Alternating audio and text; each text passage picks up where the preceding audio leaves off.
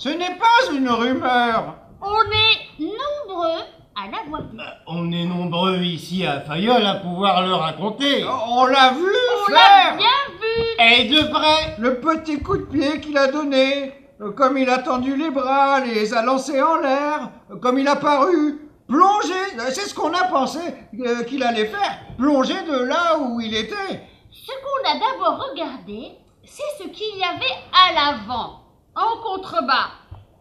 La falaise, avec les roches, les arbres, beaucoup plus bas. On a imaginé, on ne pouvait pas s'en empêcher, on a imaginé l'endroit où il allait retomber. Le premier geste que l'on a eu a été de tendre les bras pour le retenir, pour l'empêcher d'aller se fendre le crâne sur les pierres en bas.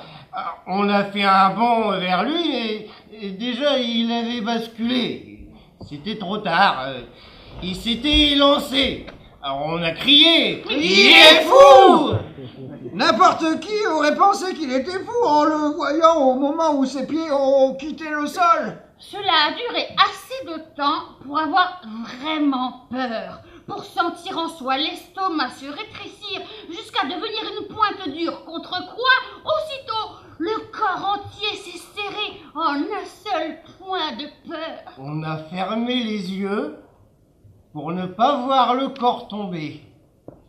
Peut-être que c'était même pas le corps que l'on ne voulait pas voir, parce que la manière dont le corps allait retomber encore, on pouvait l'imaginer, on pouvait prévoir, et s'y préparer, non. Ce qu'on ne voulait vraiment pas voir, c'était la position qu'allait prendre le corps au moment où il serait trop tard. On ne voulait pas voir le visage se tourner de ce côté.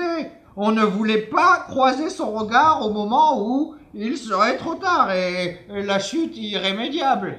On a fermé les yeux, mais ça ne suffisait pas parce que on ne voulait pas non plus entendre le cri qui n'allait pas manquer de pousser au moment où il ne pourrait plus se retenir, se raccrocher et remettre les pieds sur terre parce que ce cri, vraiment, qui aurait eu envie de l'entendre? Ce cri que l'on redoute. Ce cri terrible. Ce cri.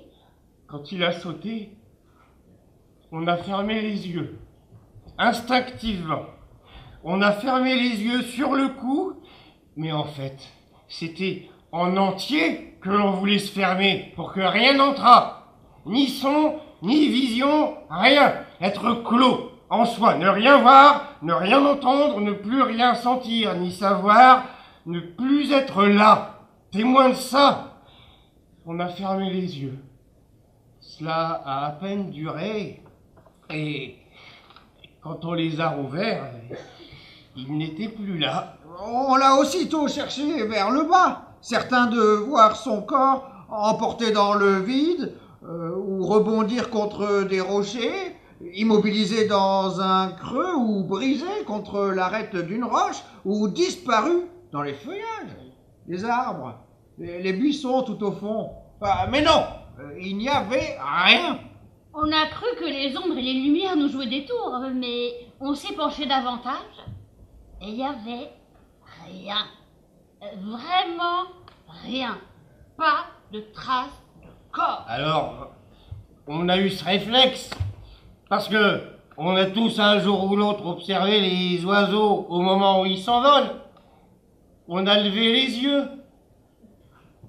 et on l'a distingué. Il était déjà haut. Les bras étendus pour se donner de l'équilibre. Il était déjà au-dessus des nuages. On a vu sa silhouette glisser sur le fond des nuages et du ciel. Oh